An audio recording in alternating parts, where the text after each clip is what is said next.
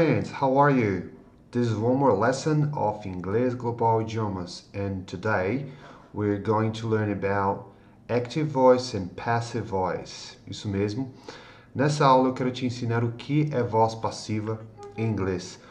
Ao contrário da voz ativa, onde, como o nome propriamente diz, a ação ela enfatiza o sujeito. Então, o sujeito é o responsável pela ação. E na voz passiva, o objeto ele é enfatizado na ação.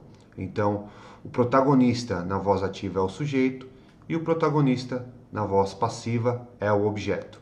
Se eu falar para você de forma ativa, I do my homework, a ênfase está no sujeito eu.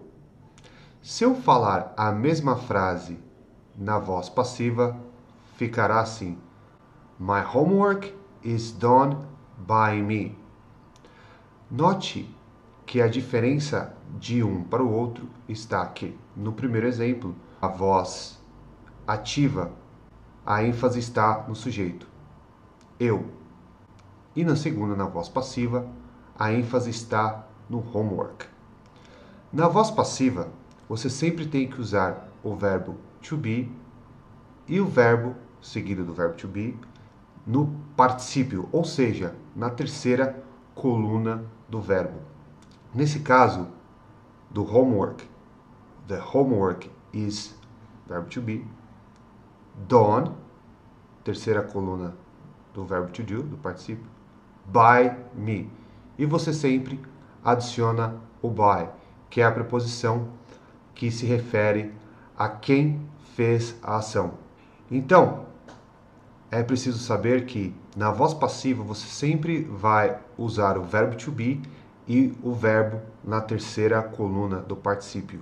Portanto, é importante que você saiba, principalmente nos verbos irregulares, qual é o verbo referente ao verbo no presente. Preste sempre muita atenção em qual tempo verbal está a frase. Você deve seguir o mesmo tempo verbal, colocando o verbo to be referente à frase, mas o verbo no particípio. Vejamos agora alguns exemplos em geral, tanto de presente, passado simples, present perfect e futuro. I took my car to be fixed. The car was taken to be fixed by me. I write the letter. The letter is written by me. I built the house. The house was built by me. I fixed the cars.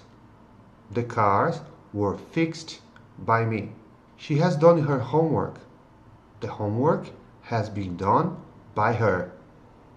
Bob is going to clean his bedroom. The bedroom is going to be cleaned by Bob. Will the teacher test our English today? Will our English be tested today by the teacher? Ok? Então é muito importante que você preste atenção em qual tempo verbal está a frase, que você escreveu a frase, para você colocar a mesma frase no mesmo tempo verbal, porém adicionando o verbo to be, o verbo no particípio e o by no final, para poder responsabilizar aquele que é referente ao objeto. Espero que tenha ficado claro para você. Se você ficou com dúvida, por favor, escreva suas dúvidas aqui embaixo. Se você curtiu esse vídeo, por favor, clique em curtir. Se você está assistindo esse vídeo do YouTube e ainda não se inscreveu no meu canal, por favor, se inscreva. Se você estiver assistindo esse vídeo do Facebook e tem algum amigo que está estudando inglês e acredita que essas informações são importantes para ele também, por favor, compartilhe com ele. Thank you very much, and I see you in the next video. Bye bye. See ya.